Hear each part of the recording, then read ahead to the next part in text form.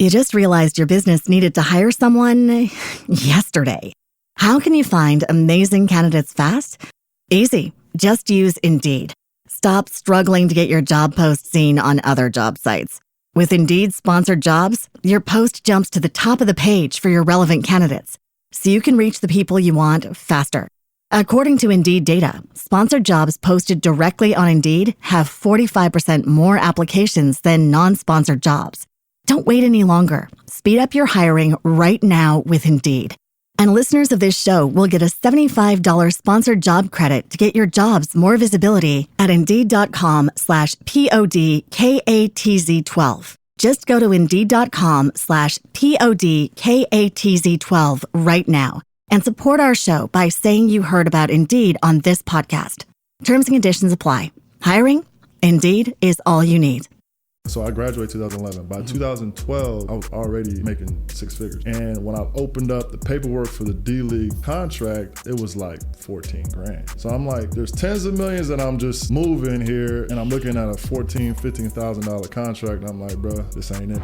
Folks know about NVIDIA and AMD just because of the stock ticker, but they not really understanding the whole entire landscape. There's dozens of companies making billions of dollars. So no many one companies. even knows. Don't even know their name. After I got my Arizona State MBA, I did think in my mind like rapper go to the league, but in my mind semiconductor league is Silicon Valley. So I was like, I gotta go where it's popping. Like I'm doing what I'm doing, but I gotta be doing it for like the Google, Samsung. I need them to be my clients.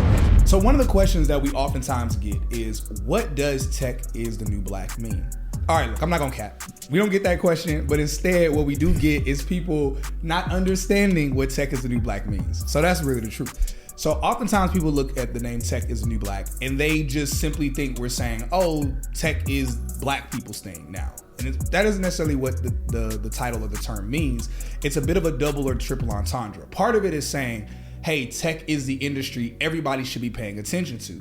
And the reason why I say that is because something being the new black comes from the fashion industry. Essentially, it means that this is the it color or the it trend that everyone in the fashion industry is into. So it coined the term new black because black is the most popular color in fashion. Now, other industries have used it where they say 21 or 31 is the new 21, orange is the new black like the show.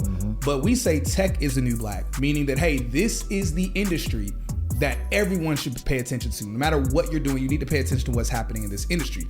But the other entendre or meaning behind it is saying, hey, we're addressing what new black is. Because as a black man myself, and I'm sure many of you can resonate, let us know in the comments, I grew up hearing things like, yo, you don't talk black, where are you from? Or, yo, black people don't dress like that. Black people don't talk like that. This is how black people do things. And more often than not, it was things that were negative or derogatory or not something that we really want to associate ourselves with, or at least we shouldn't associate ourselves with. So the whole notion of tech is the new black is really saying that, hey, for those that don't think that tech is for black people, and most times it's black people that question that, it's saying, no, this is new black. Whatever you think black is, if it's negative, if it's derogatory, if it's something that's ignorant, or even if it's something that's okay, but it's something that's old and outdated, that's old black. This is new black. What you're seeing here, healthy relationships, quality, like finances, making good money, being smart, being articulate, educated. This is what black is. That being said, the guest that we have today, he had an opportunity to play in the NBA. Incredible industry, incredible field of work. Would never say anything bad about that industry at all. Nevertheless, one of the things in our community is that oftentimes we look up to rappers, athletes. We look at these industries as if, oh, those are the black industries. Those are the only way out. Those are the only ways to be successful. But one of the reasons I'm excited about our guest is the same way we say tech is the new black, that this is something that black people cannot just survive in, but can thrive in. Our guest is a prime example of that. So I'm excited to talk about it today. Thank you for being on here for Tech is the New Black. Man, thank you for having me, man. I appreciate it. All right, man. So look, let's jump into it out the gate. So why did you turn down being in the NBA to pursue a tech career? Man, I'm not gonna lie. Like, I grew up playing basketball damn near my whole life. Yeah. And, it was always something that was perpetuated. I loved it. I enjoyed it. And I had an opportunity to play in these basketball leagues, pro-am leagues. Ended up, playing for USA in this USA basketball championship that was at Colorado Springs, right? And so the winner of that championship league ended up playing for the USA basketball team at the FIBA World Championships. So I go to Athens, Greece to represent USA. My job had to actually give me time off to go do that. And so I had a great time. We did well, came back, and then that's when like the NBA D-League opportunity started to come. And I was still off at the time, so I went ahead and I went to the Washington Wizards D-League team. At the time it was Iowa Energy.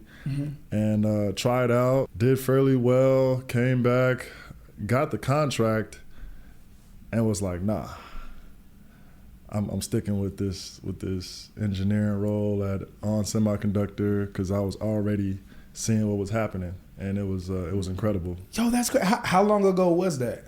That was 2012. Bro, I'm gonna be very real with you. Y'all, look, I do my best to keep my finger on the pulse of most things that are happening. Nevertheless, it's so much happening. It's impossible to stay on top of everything. I wasn't even peeping anything about semiconductors until a year ago. Yeah. And so you recognize that was gonna be let me not even highlight what you did. Right. What was it about it that you figured, hey, this thing is something I should pay attention to instead of just doing the cool thing and playing basketball? Well, it started when I was at Purdue, right? Okay. So I'm at Purdue, getting ready to graduate. I'm looking at jobs. I'm getting job offers from like Verizon as a network engineer. I got a job offer from Target for the leadership development program and all of these things. And they were typically around like $55K, $60K, decent, I think, for a new college graduate. Yes, yeah, definitely. But I went to this, they call it the just-in-time fair at Purdue. So it was like a couple weeks before graduation. I talk to this, to a couple companies there, and On Semiconductor wanted to, interview me. So they fly me out to Arizona. And that wasn't my first time in Arizona. I had a track meet out there beforehand. So I got with some of the bros there, and I started to kind of gel with what was going on. And it was, warm weather. Things was nice. And I was like, you know what? Let me see what they're talking about. And they offered $75K out the gate. And that's not including like what I could make in terms of commission on top of that. Ooh. You already know. Yeah. Yo, I love it. So, okay, that makes a lot of sense. So when I literally peeped that, and I got into the industry, by the time this happened so I graduated 2011. By 2012, I was already making six figures. And so I'm had this six-figure job, and when I opened up the paperwork for the D-League contract, it was like 14 grand.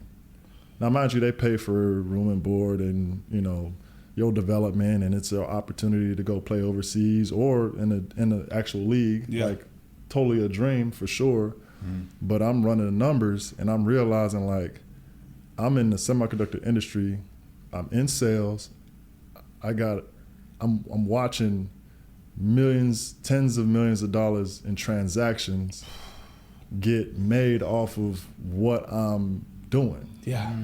So I'm like, okay, there's tens of millions that I'm just moving here, and I'm looking at a $14,000, $15,000 contract, and I'm like, bro, I had to have that hard conversation with myself, like, this ain't it, not for me. Bro, that's so incredible that you did that. Because what's dope about that is, I know some people could hear that and be like, oh yeah, that makes sense, and it does make sense, but hardest decision of my life, without question. Come on, bro, everybody, I lived, played, I was playing 2K.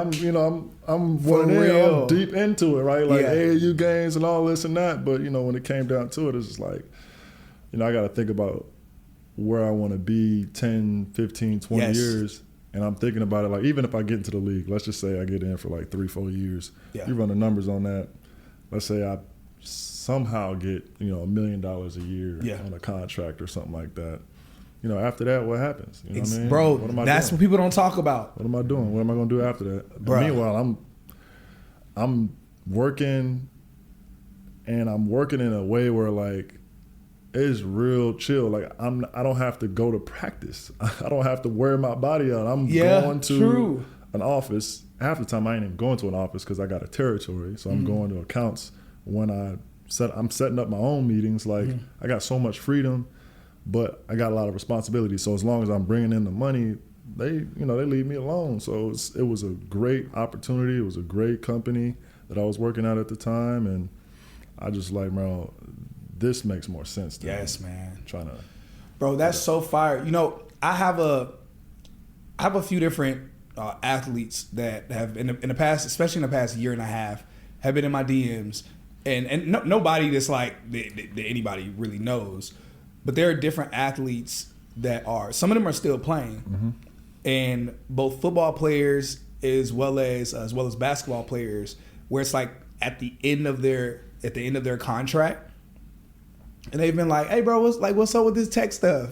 type of thing. Right. And that's when I started doing a little bit of research. And we had a guest on recently, somebody that we're good friends with, who's been on the podcast, and she was sharing how she had an opportunity to play in the WNBA, and her father was like, "No, like you should look into that tech stuff." And she's like, "What'd you talk about?" And she looked into it, and she literally just Googled, how much do you make in WNBA? How much do you make working in tech? And she quickly saw, now of course that's a whole different story with the WNBA, because even annual salary, she's gonna make more. But what you're sharing, and I want people to make sure people don't miss this. What you're sharing is, hey, yeah, maybe the first year to 3 years, I would make more in that time frame playing basketball. But one that the average contract or tenure for someone to play is somewhere between 2.5 to 4 years. Straight up. And then, 10 years after that, like we all know the majority of people, and not saying this would have been your case, but the majority end up bankrupt because they made so much money in a period of time. And it's also not really a field where people are really rubbing shoulders with like people that are business savvy. It's like a industry where you make a lot of money, but you're also around people where everybody's just spending it like crazy. Versus the industry that you chose was an industry that you realize, okay, long term, not super long, but long term, I'm gonna make more money. But also I'm gonna have an opportunity to scale, complete longevity, and maybe you considered this or didn't consider this at the time. I'm sure you know this now. But now I'm sure you have a network of people that are in the industry that it's like, man, not only are they making money, but the way that they handle their money, the plans that they have, it's like on a whole different level. Without question. And then,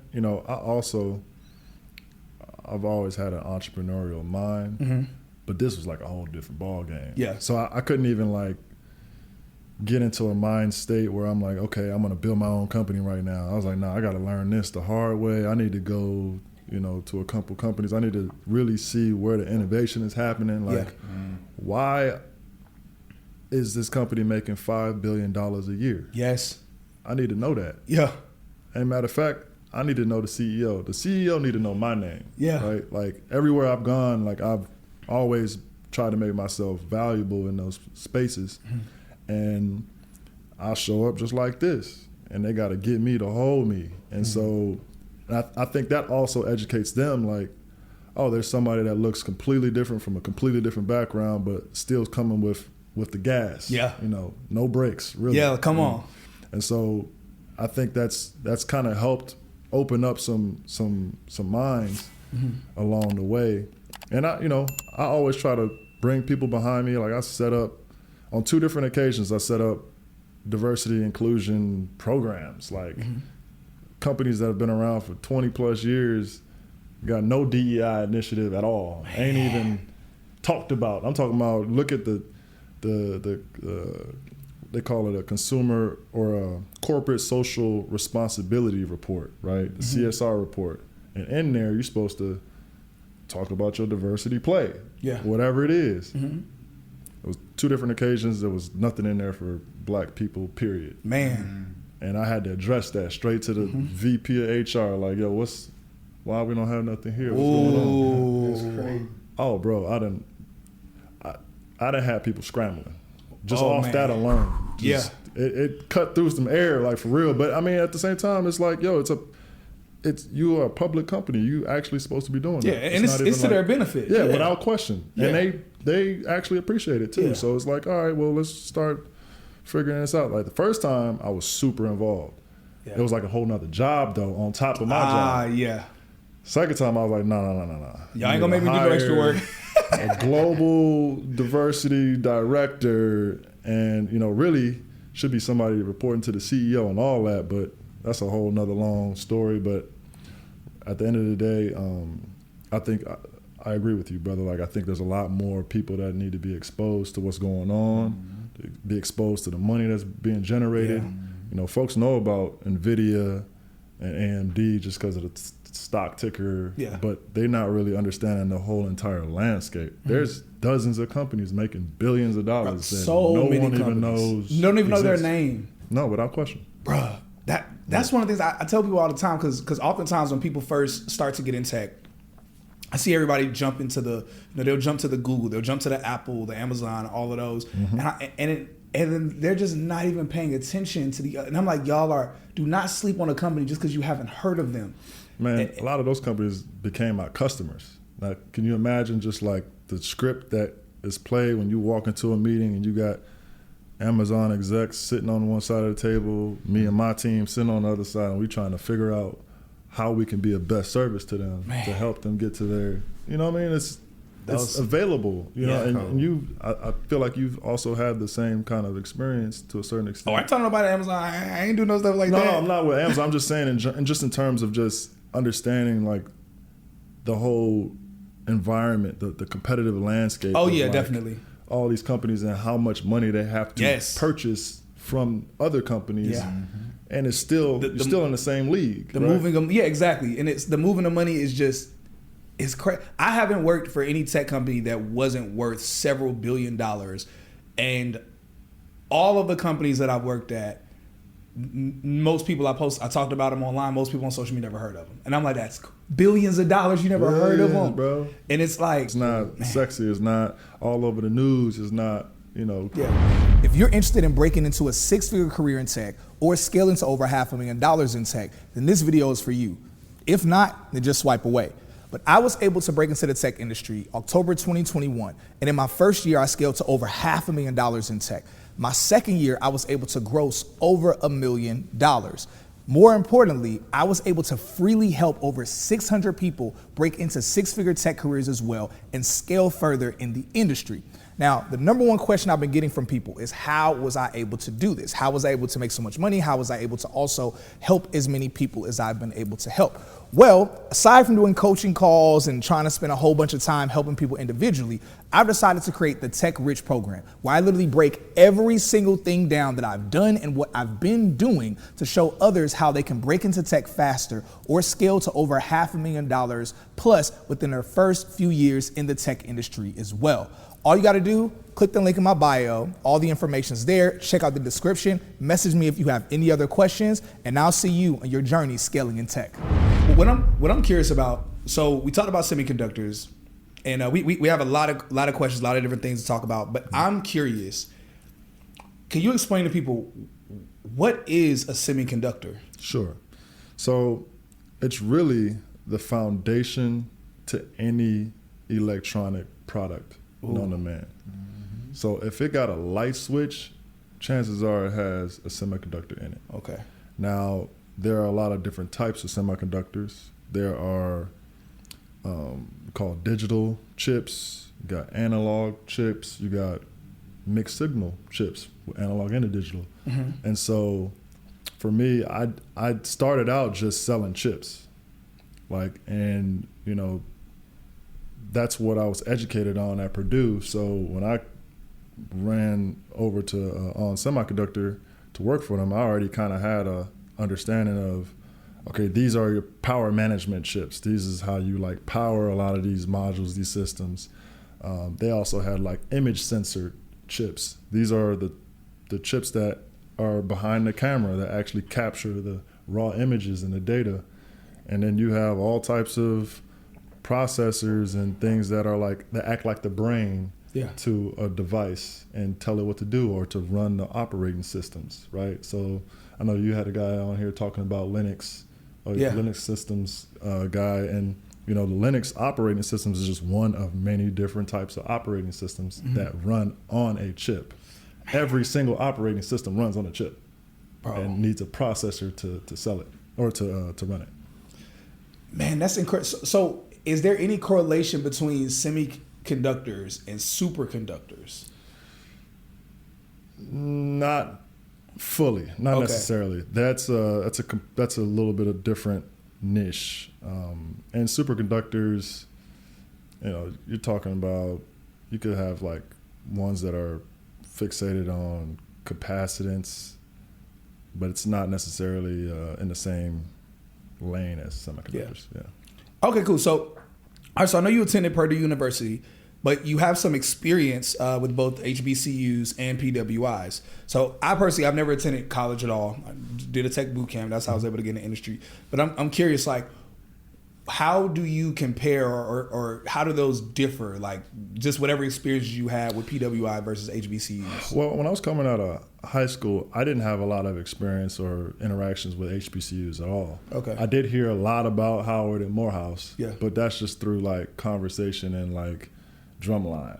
Like I watched drumline. We was in the culture watching what everyone else was watching. By the way, both of my parents were born in Nigeria. Okay. So they were immigrants coming in here. They had me. I was born in D.C. But then I moved to Chicago, and that's when I fell in love with also engineering. Yeah. There. So, but in terms of like the differences,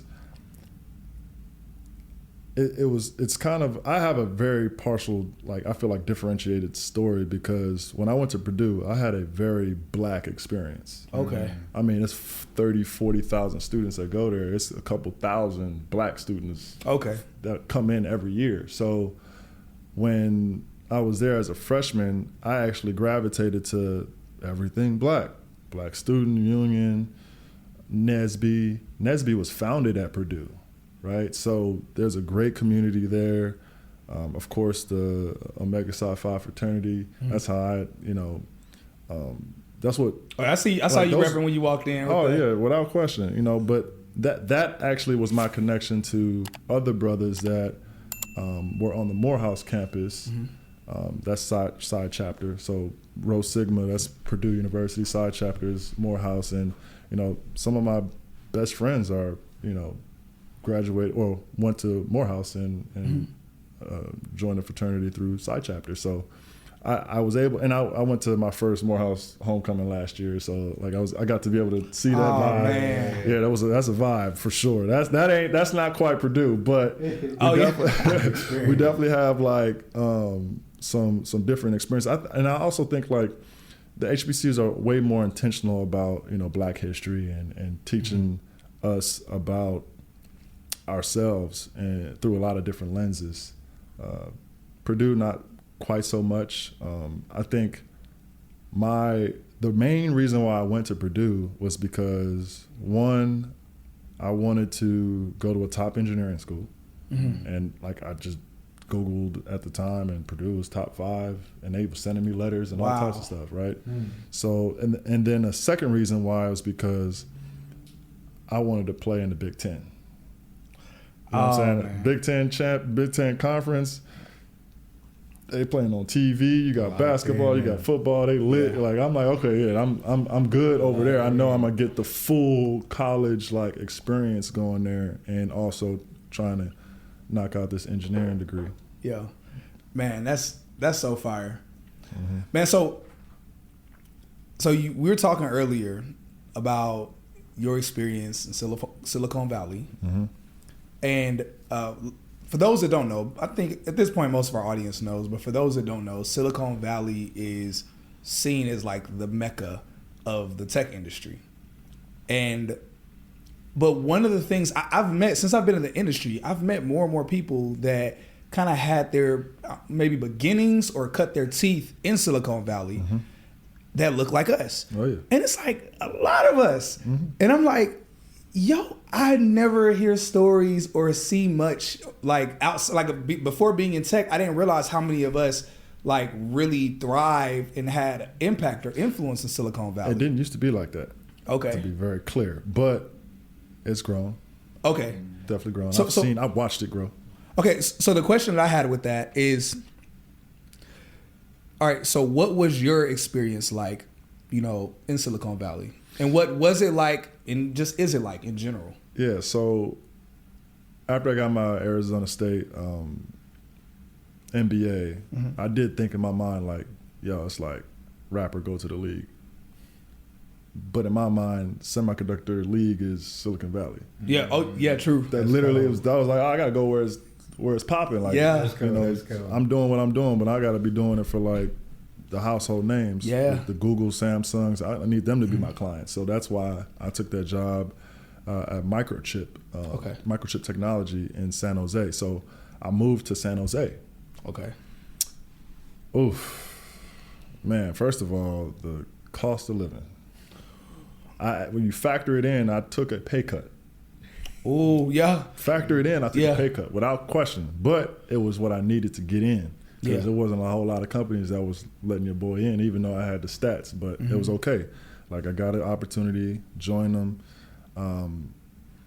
Spent a year in San Jose. Outside of the job, hated it.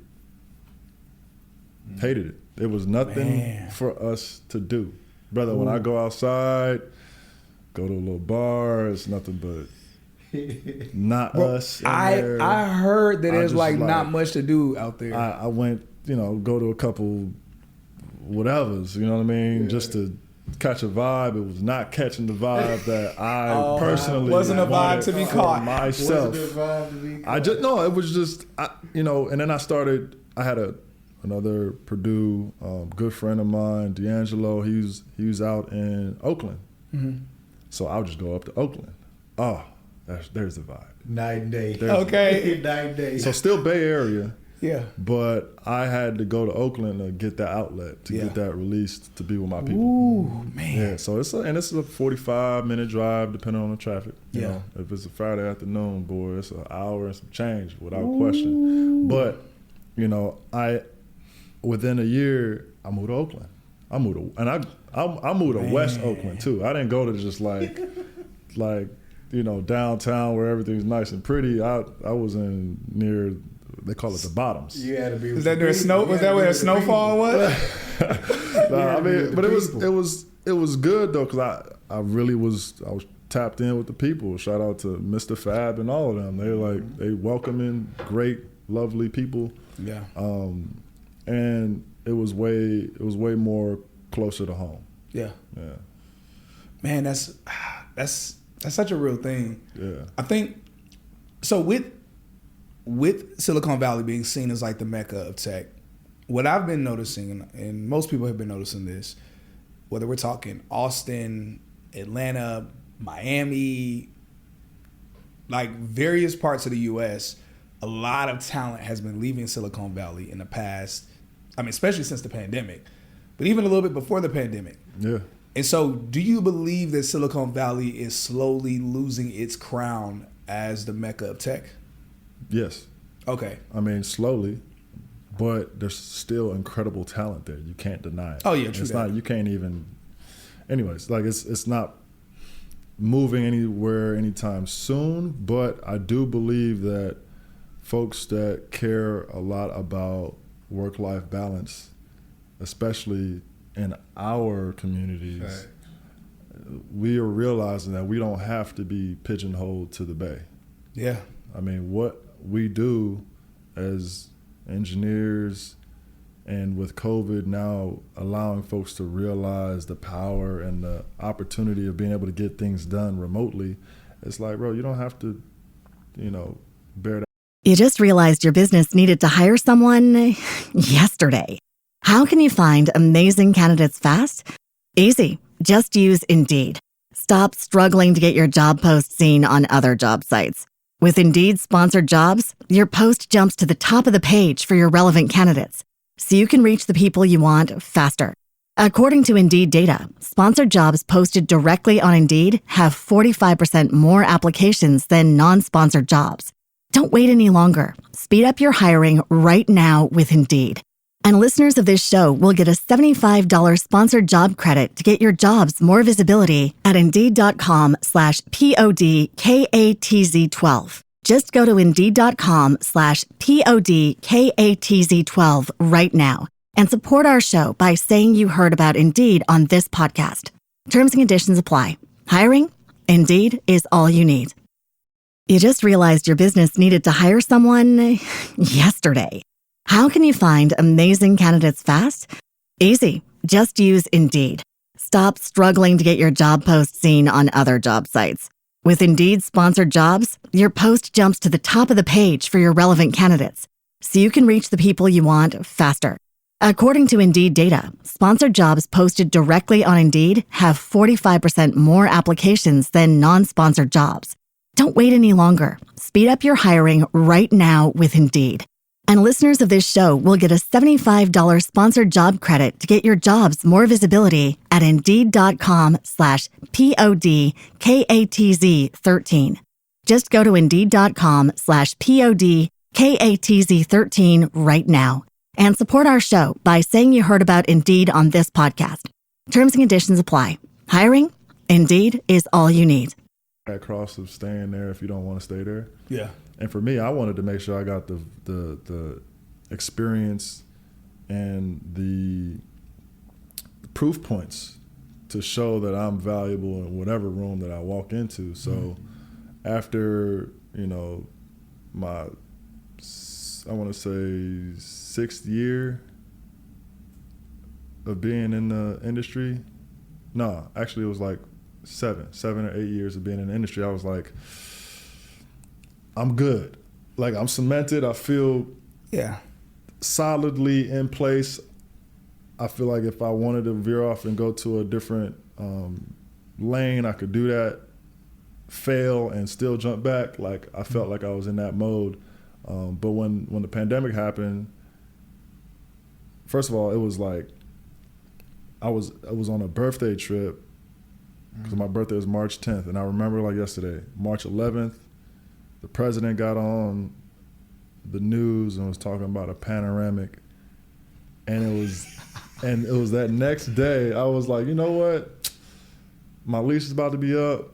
I'm putting my stuff in storage and I'm moving to LA. The reason why I came to that conclusion was because I immediately felt like the fact that this is an airborne type of like situation, there's no way you're forcing me to get exposed in the office. At least for a year. Yeah. So that was where my mind went. I was like, I put all my stuff in storage, moved down to LA, I moved in with some of my folks that live down in Marina Del Rey for like 4 or 5 months. We just, quarantined together, and then I found my spot in downtown LA and was like, you know what, I'm cool right here. I'm gonna give me a nice little view, something to feel inspired by, and keep working. Bro, so it sounds like you made that move, and correct me if I'm wrong, it sounds like you made that move before your company even put out the notice of saying, hey, y'all, we don't have to come into the office for a while. Without question. and part of it was I already was in sales, and so I was going to the office like 2, almost 3 days a week anyways. And that was if I had meetings there or whatever. So and I covered all of North America working for this company called Synopsys. So Synopsys, my formal title was Product Solution Sales Manager, but really it was like a sales specialist role for all of the chip companies that needed processors in all of North America. And what did that job look like?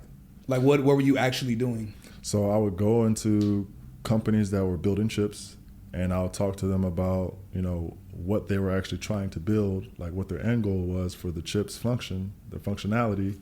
And I would suggest processors and IP that they could utilize in that chip that they would need to buy to make the chip. Oh, okay. Yeah, so I went from selling chips to being a vendor to the chip suppliers. Oh, man. So I went up the chain, and so now Microchip and On Semiconductor, those companies now became my customer. Yo, that's crazy. Which is actually a crazy thought, but it worked out well. I loved what I was doing.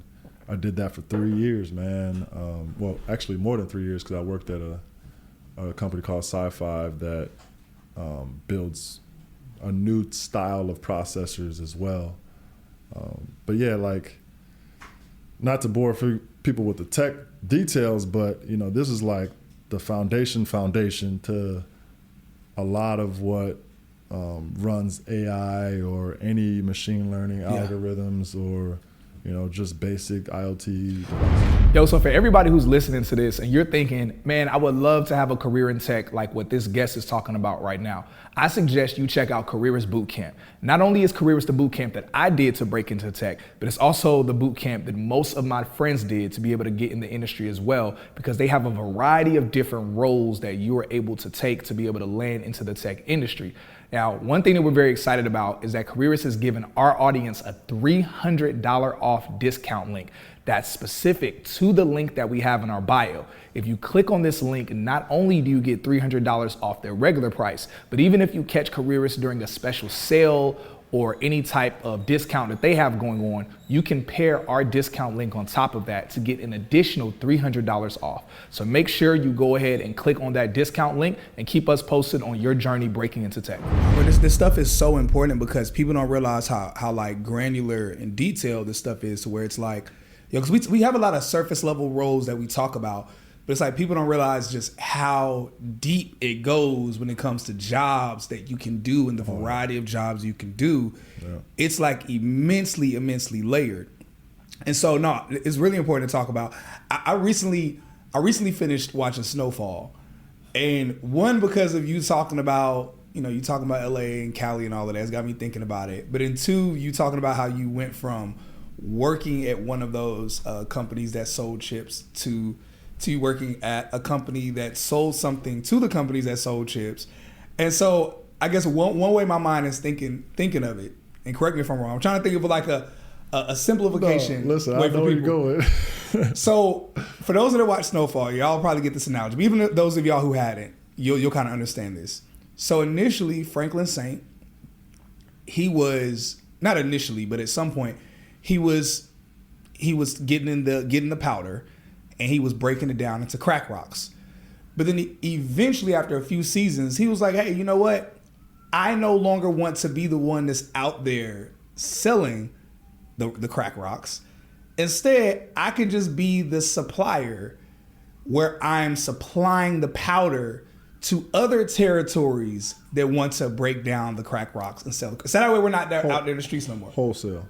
Yeah. So I bring up that analogy. Is that similar in a way to what it was you're doing? So you're yes, okay. Is, I'm no longer selling the chips. Without question. Okay, cool. And we grew up watching New Jack City and all types of movies and TV shows that depicts that kind of activity. Yeah. Right?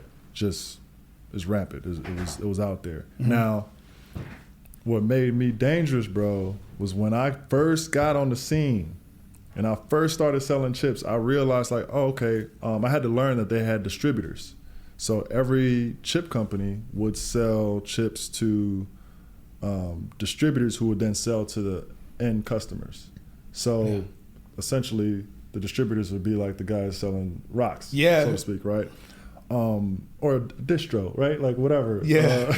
Power, everybody, we hip now. So, and it was wild because sometimes some of the distributors would try me. How and so? And I would tell you, I'm gonna tell you. So, as I'm trying to, my job is to sell chips. Mm-hmm. No matter if I'm selling it directly to the customer or selling it through a distro, I'm just trying to get sales. Yeah. So in order to get those sales, I need to have conversations to understand what these customers need. And usually the distributors would take me to these customers to do that. Like that's just how the industry works there, right? And so some of the distributors, they would try to hide their customers from me because they may have a relationship in which they want to sell someone else's product to that customer instead of my product, right? So then what do? It's all good. Make my own relationship with the customer.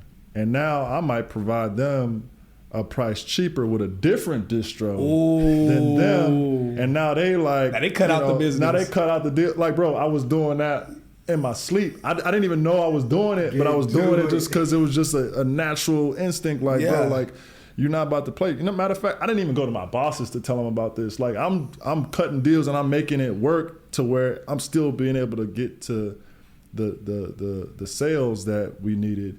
And there's all of those nuances that you wouldn't think we're absolutely prepared for. Yes, we are. You know what I'm saying? Yeah. Like, that's something like, in other cultures, if you hadn't seen or understood like that kind of arrangement, that kind of environment, you might get shook or you might get frustrated. But for me, it was, oh, don't even trip. You think I'm stupid. Okay. Oh, yeah, don't for trip. real. Don't worry about it. I won't even, don't even trip. I got you. Yo, that's literally so funny. it's a scenario that happens like, Man, it's so that's so crazy. oh, and then back to your earlier point, like moving up the chain. So yeah, essentially I went from selling chips to selling to the chip suppliers IP that they need to make for their chip. Yeah. And that's really as granular as you can get, honestly. And that's why to this day, Synopsys is one of the largest chip design tools and IP providers in the world. And they're headquartered out of Mountain View in the Silicon Valley. Incredible company. They work with 70% of anybody making a chip. So I had the opportunity to really understand what exactly is being made by any one provider or chip supplier because they already were engaged with them. So my perspective is crazy different because now that I've left to start my own chip company, I have a leg up on what a lot of my competitors are doing. Yeah. And so I can really craft what I'm trying to build specifically for these companies, and I'm focused on the automotive space right now. So let's talk about that. Let's delve into that. Let's talk about, like, explain to us your company and how you got it started, and also how you're going about doing it that might either be different from your competitors or just something that's unique about it in general. Yeah, so let's just start with the 3,000-pound gorilla in the room, which is NVIDIA. Yeah. NVIDIA is known for AI hardware. Now, their claim to fame really was when they created the GPU that was originally used for gaming graphics and quickly has become the main basis for how companies train AI models. So when we talk about AI, it's usually the training of the AI models and then the inferencing, where you actually use those models to actually use in the field for later. Yeah. And so they have a chokehold on the training. And their GPUs, their GPU technology is what they use for training that allows it to accelerate those models to be done quickly. But for myself, I'm focused on inferencing, which is on the other side of actually utilizing those models in battery-constrained systems. Okay. And so what I'm doing differently is I'm leveraging custom AI engines that aren't GPUs, that operate way more efficiently and can process those AI models a lot faster in a smaller space and very specific to what electric vehicle companies need. And I was talking to all the electric vehicle companies, so that's why I know. Yeah. All right, so countless people have been asking how they can be guests on Tech is the New Black.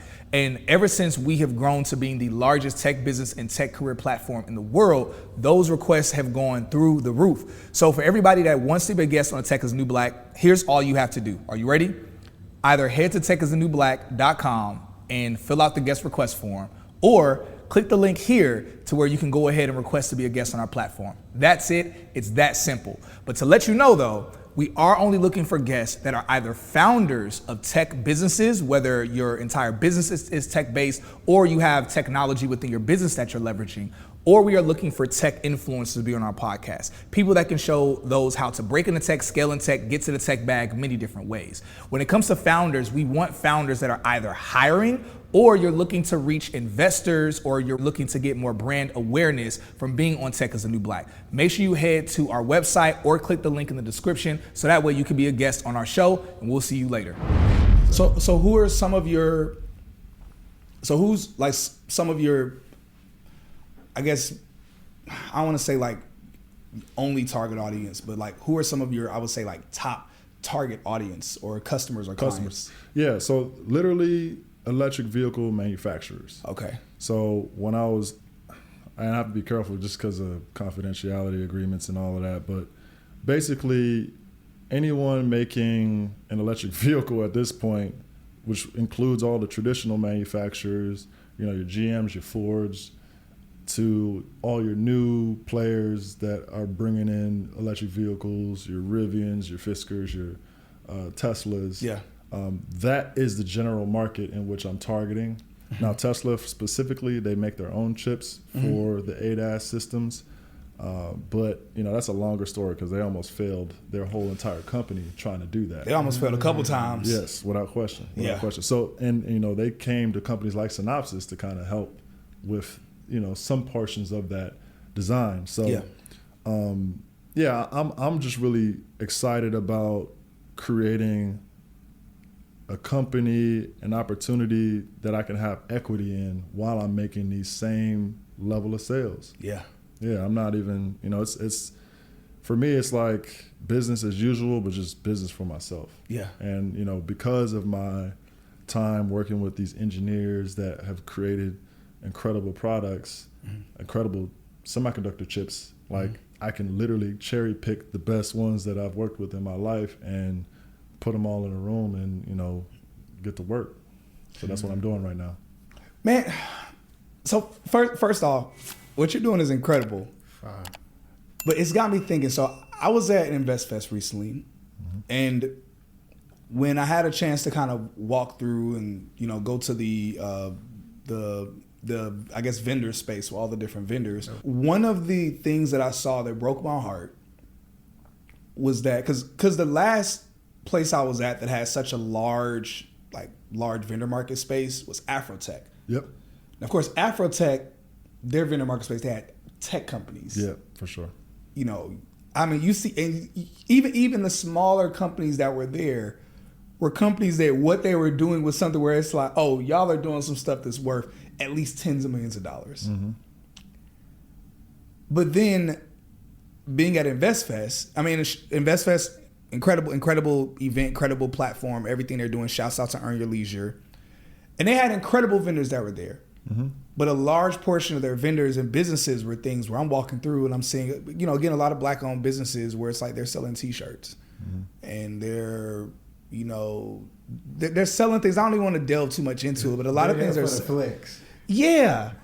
And I'm going to be real. I was looking at it and I was like, man, a lot of us are missing the boat. It's like we want to be business owners and entrepreneurs, but we're starting businesses. Even if the business becomes successful, it's successful enough to provide for you and your immediate family. Without question. It's not like a business that's going to shake up some stuff. It's not a business, like they're not competing, like their competitors aren't like your competitors. Like you're in a whole different league. Yeah. And it's like, on one end, I love what you're doing, and I want people to really tap in with what he's doing, learn about his business.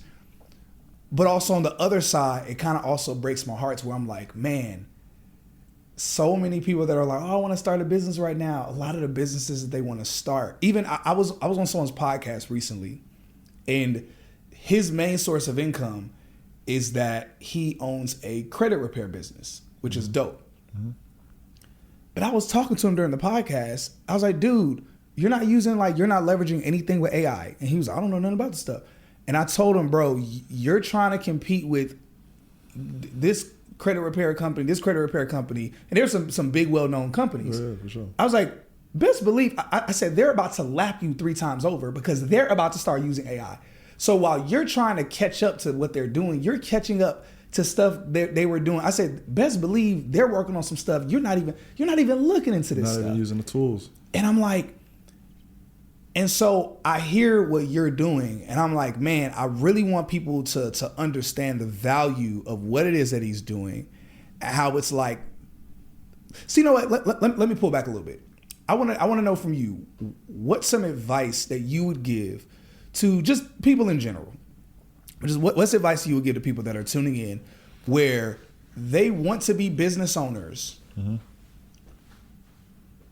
but advice that you would give, let's say you're mentoring them. You're like, okay, you want to be a business owner, you want to be an entrepreneur, whatever. What's advice you would give to them to look at like technology or whatever today to implement it? Really, it's bigger than just the tech piece. Yeah. It's really about passion, bro. Okay. Like, find something that you already love to do. Okay. Or find something within that core love that you can learn in terms of a new skill set, and just get curious, because it's the curiosity that leads to some of those aha moments. But in order to get the curiosity, you have to have experience. So you could be the one to actually come in through the room and say, hey, I'm the guy to solve this situation, this issue, because I've done the work. Yeah. And I've recognized the problem because I've encountered it while working, right? And so, you know, for anybody, whether it's, you know, you're interested in engineering or physics or medicine, like, you really just gotta dive deep, and don't be afraid to just get lost in the sauce of whatever the subject matter or field is. And, you know, as you learn, I feel like that's gonna allow for you to put yourself in a situation where you can also find that business that makes sense. I always wanted to be an entrepreneur. Yeah. But it took me 12 years. And the reason why it took me so long is because, one, you know, I didn't want to walk in the room, present my idea, and they'd be like, what does he know? That's real. You know what I'm saying? How is he the guy to do this? Well, sir, I've been selling this for 12 years. Yeah. I know what my customers are looking for. Yeah. I can provide the competitive differentiation, which is huge. If you're trying to sell something like these T-shirts and somebody next door got the same type of T-shirts with different words, like what, like now you competing on what price? You're competing on pennies. Yeah. When you could really be figuring out how can I provide value. Yeah. And usually, a lot of the higher returns is in solving things that are meaningful to people's lives. Yes. Things that make an impact. Right? Yeah. You impact somebody's life in a way that, you know, changes their trajectory forever, or in a massive way, or speeds up their productivity, or whatever it is that you're building.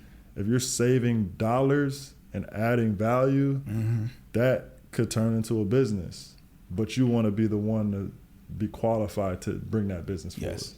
You know, a lot of what you're saying as you're talking, I'm like, man, a lot of the things you're saying, like where you're caring more about the pain points than just oh, can I provide this thing? But it's like you understanding, like you mentioned, understanding the customer and what they need, why they need it. As you're saying it, I'm like, man, this sounds a lot like a sales engineer. Then I remember, like, oh yeah, like literally one of the quotes that you have, and I wanted you to touch on this.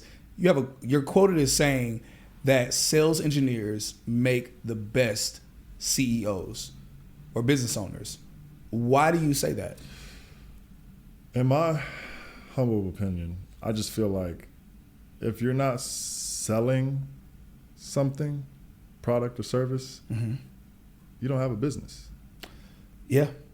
Like, I mean, that is what a business is. You got a hobby or you got a nonprofit, but if you're not selling something, you do not have a business. So for you to understand what your customer needs and understand what will make them move, what will make them drive to a decision, understanding the things that your business needs to be set up for in order to even get into the room to have that discussion. Like, I think, you know, if a a person that has a sales background has the right team and can create an environment for that team to thrive and create the product that they eventually can lead on selling, you got a business.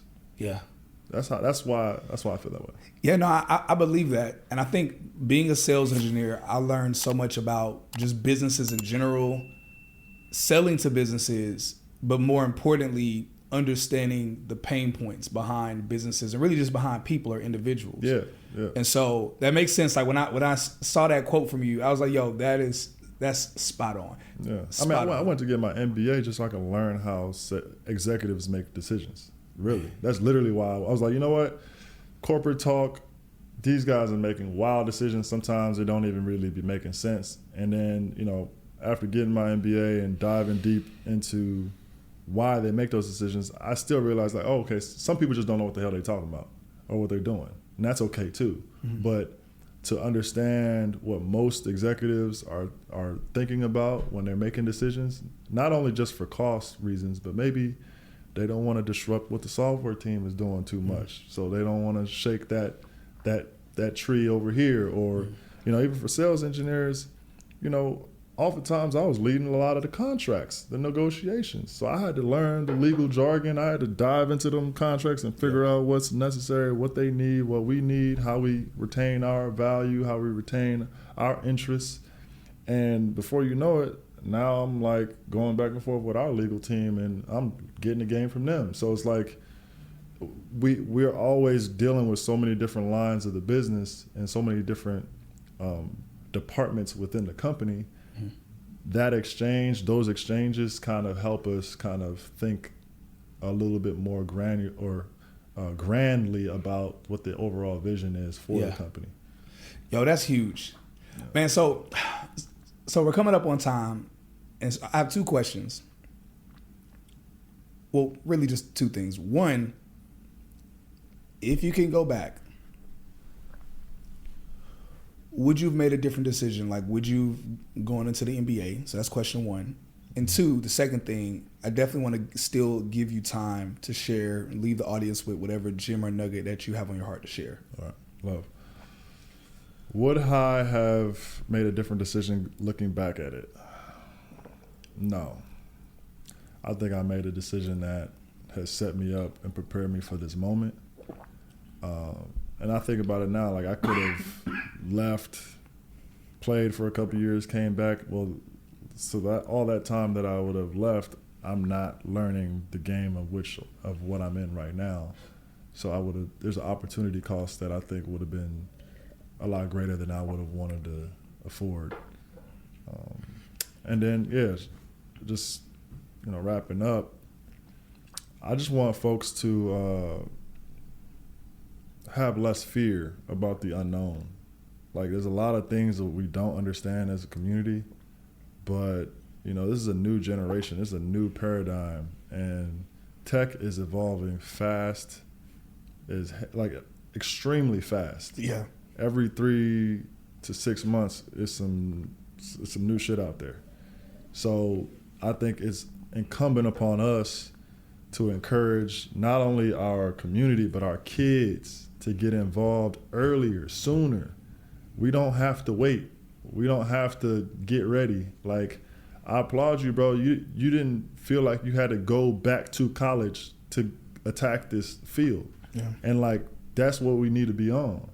Now, I feel like also it doesn't mean you don't need to go to college. Like, I feel like if you have an opportunity and you know what you want, that's a big lane you can go in, because it obviously set me up for where I'm at. But I don't knock however way anyone gets into the industry. I just think they just need to try their luck if they don't have anything else that they're doing. Yeah. If you are down on your ass right now, pull up YouTube and, man, go with what's on your spirit and type it in. Yeah, I'm here for that. Figure it out. And then start diving into the subject matter and understanding and trying to become an expert. It don't matter what it is, software programming. I don't even like the code, really, but I dabble enough to know what I need out of an engineer. I know what languages mean what to certain folks. Yeah. And so I just got curious. So just continue to get curious, Yes. man. I think that'll lead you a very far way. You just realized your business needed to hire someone yesterday. How can you find amazing candidates fast? Easy. Just use Indeed. Stop struggling to get your job post seen on other job sites. With Indeed sponsored jobs, your post jumps to the top of the page for your relevant candidates, so you can reach the people you want faster. According to Indeed data, sponsored jobs posted directly on Indeed have 45% more applications than non-sponsored jobs. Don't wait any longer. Speed up your hiring right now with Indeed. And listeners of this show will get a $75 sponsored job credit to get your jobs more visibility at Indeed.com/PODKATZ12. Just go to Indeed.com/PODKATZ12 right now and support our show by saying you heard about Indeed on this podcast. Terms and conditions apply. Hiring? Indeed is all you need. You just realized your business needed to hire someone yesterday. How can you find amazing candidates fast? Easy. Just use Indeed. Stop struggling to get your job post seen on other job sites. With Indeed sponsored jobs, your post jumps to the top of the page for your relevant candidates, so you can reach the people you want faster. According to Indeed data, sponsored jobs posted directly on Indeed have 45% more applications than non-sponsored jobs. Don't wait any longer. Speed up your hiring right now with Indeed. And listeners of this show will get a $75 sponsored job credit to get your jobs more visibility at Indeed.com/PODKATZ13. Just go to Indeed.com/PODKATZ13 right now and support our show by saying you heard about Indeed on this podcast. Terms and conditions apply. Hiring? Indeed is all you need.